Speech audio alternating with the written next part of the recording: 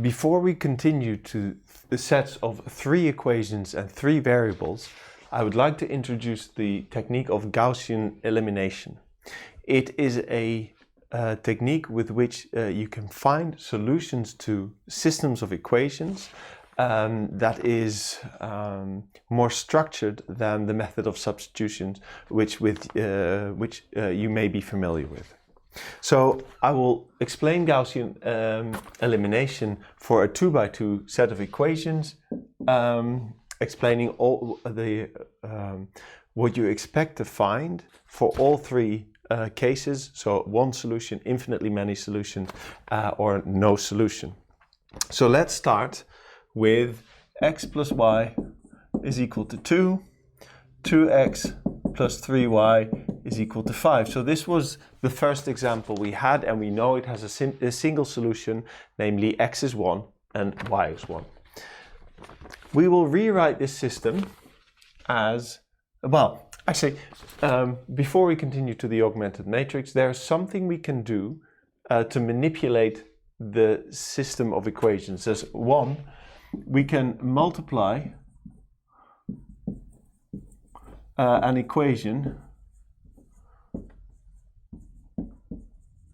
by a number. So if we multiply the first equation by 2, it's just 2x plus 2y equals 4. It doesn't change this equation, so it doesn't change the solutions of this set of equations. And 2 is we can add one equation to another. So I can add the first one to the second one, and that doesn't change this system of equations. So these are two rules I can use to solve this equation. But any of these rules, they do not change these equations. Well, don't change the solutions to this set of equations. And I want to use the augmented matrix, which we saw in the first video. So I take the coefficients of x and y, so it's 1x plus 1y equals 2, 2x plus 3y equals 5, and I write this in a single matrix. And this represents this system of equations. You could see it as a lazy way of writing this so that you don't have to write any x or y's. So this again was the augmented matrix corresponding to this set of equations, and you'll see that it is easier to apply these rules to this form than it is to this. We know that the solution here is x, y equals 1, 1. We know that that is the solution, and this can, well, we know that this is the solution, but we can write this as x is equal to 1 and y is equal to 1. But the augmented matrix of this equation is 1, 0, 0, 1, 1, 1. So if we know that this is the solution represented in augmented matrix form, we have a 1 times x is equal to 1, and a 1 times y is also equal to 1. If we end up here with a 1 here and a 1 here and the zeros here, we know that we found our solution. So the idea is that we start with the augmented matrix corresponding to the system, change it in such a way that we end up with this form, because once we're here, we know that this represents x is equal to 1, y is equal to 1, and we have our solution. Usually we have no idea what the solution is, so what we do is we work towards something where we have a 1, a 0, a 0, a 1, and then the solution can be read from those numbers. So let's see how this works. I write out 1, 1, 2, 2, 3, 5, and the first goal is to change this value here into a 0. Actually, the very first goal is to turn this value into a 1, but as we're already there, we can start by changing this to a 0. Now I can do this by multiplying the first row by 1 and subtracting it from the second row. So what am I doing? I'll do this in 2 steps. I multiply the first row by 2.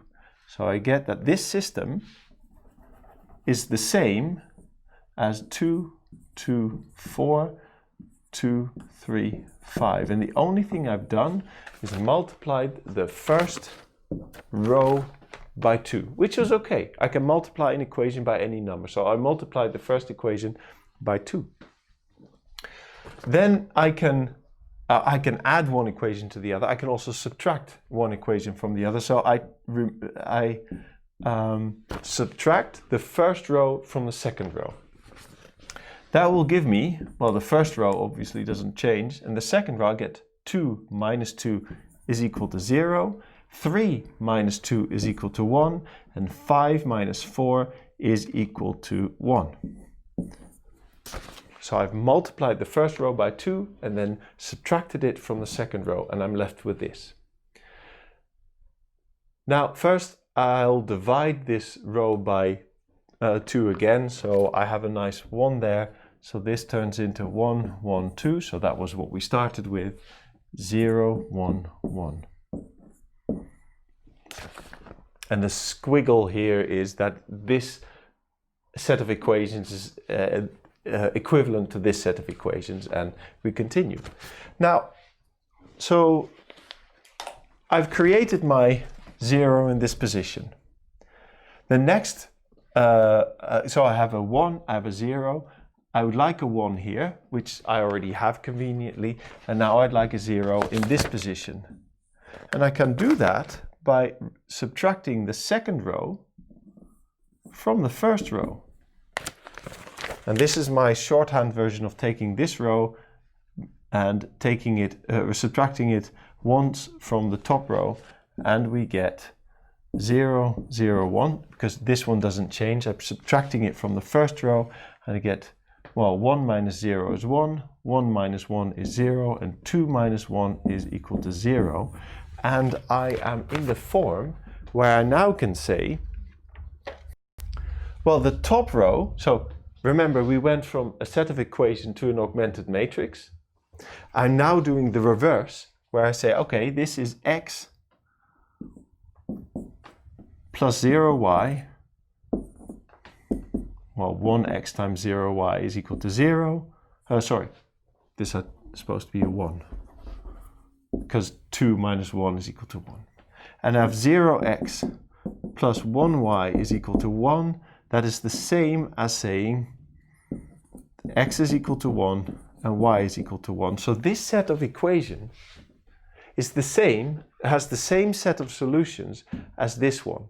But here, we know the solution because we can read it immediately. And this is the idea of Gaussian elimination, where we take an equation, write down the augmented matrix, manipulate that augmented matrix to find a certain form.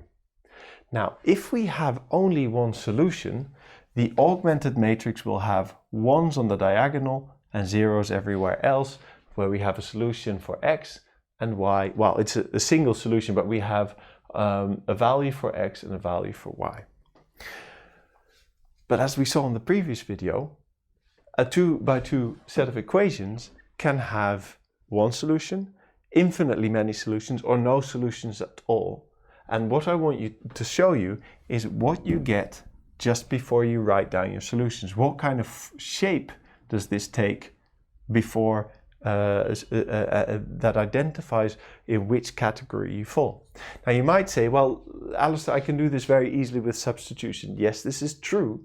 For a 2 by 2, I really don't mind which method you take. For a 3 by 3, it becomes tricky if you have infinitely many solutions, or if you have a system with no solutions. And then by doing it this way, and this has a certain rigor to it, a certain structure to it, you will probably find that it is easier this way. Why do we teach you this by hand? It is so that you can identify the 3 different situations you might find, and if you end up using computer software to solve matrix equations or sets of linear equations, the computer system might spit out some error, and this is how you interpret the error or the comments with the solutions. So this is the first system.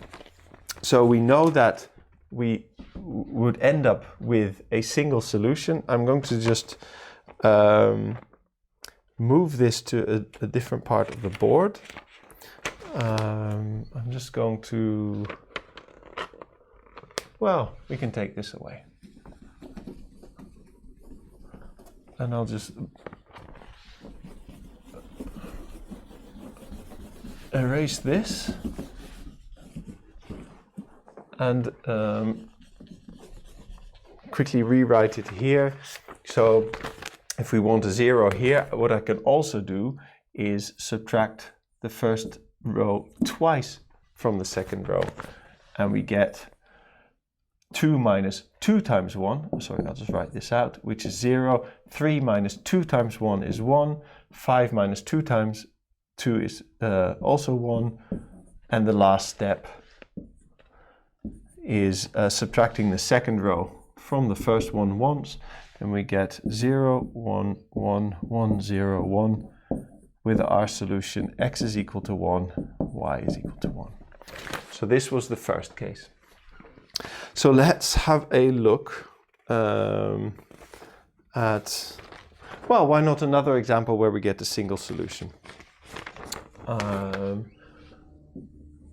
We have the 3x plus 4y is equal to 2. So this was the second example. 2x plus 6y is equal to 1. So this was the second example. We know it has a single solution, but let's see if we can find it. We write down the augmented matrix 3, 4, 2, 2, 6, 1. And here we don't have this convenient 1 here. And sometimes it requires a slight insight, which you will find by practicing a lot, to get this 1. Or there's also the rigorous method. If you divide the first row by 3, you get that 1 in the top left position. So you can do that, but I really dislike working with fractions. So what I'm going to do before that, if I subtract the second row from the first one, what do we get? I get 3 minus 2 is equal to 1. 4 minus 6 is equal to minus 2, and 2 minus 1 is equal to 1. The second row stays the same, and I have this 1 in the top right corner. So remember, we want to work towards 1, 0, 0, 1, and something there, and that will be our solution. All right, so now I can continue. I can subtract the first row twice from the second row. And that is to get a 0 in this position. Okay, so 2 minus 2, well, sorry, we'll write out the first equation. Then 2 minus 2 is equal to 0. 6 minus 4 is equal to 6 plus 4, which is equal to 10. Then we have 1 minus 2 is equal to minus 1. And we're almost there. I'd like a 0 here, but I have this 10 here. So I'm going to end up with fractions anyway, which is okay, as long as they're not too hard and it doesn't become too complicated. So now I have my 1 here, and what I'm going to do now is subtract the second row twice from the first, and I get this, the second one stays the same, and the first becomes, well, 1 minus 2 times 0 is still 1. Oh, sorry, no, we have a minus 2 here, so I'm going to add the second row twice to this, because then I'll get this 0 here. Still doesn't change this one. This will become a 0, and I get 1 plus, basically 1 plus minus 2 over 10. But 1 plus minus 2 over 10 is equal to 8 over 10. And you see this is exactly the same solution. 8 over 10 is 4 over 5. And I get x is equal to 4 over 5 and y is equal to minus 1 over 10. Or I can write x is equal to 4 over 5 minus 1 over 10. The exact way of writing it out doesn't really matter because it represents the same way. And we see that if we take a 2 by 2 set of equations, take the augmented matrix, we're looking for a form like this, and we do in these two cases find a single solution. Well, in the next part I'll show you that what you will find at the end when we do not have a single solution, but for the case where we have infinitely many solutions and for the case where we have no solutions at all.